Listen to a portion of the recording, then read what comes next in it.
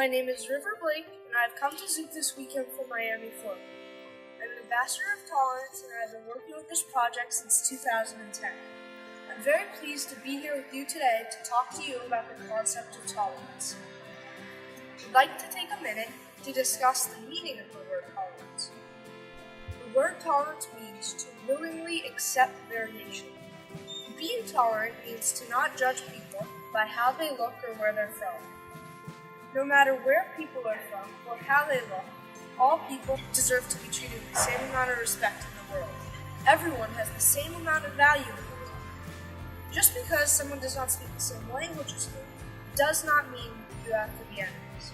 If our generation can show tolerance toward one another, we can stand together on our planet. If we as children learn to show tolerance, we can solve global problems. And by doing so, we can set an example for generations to come.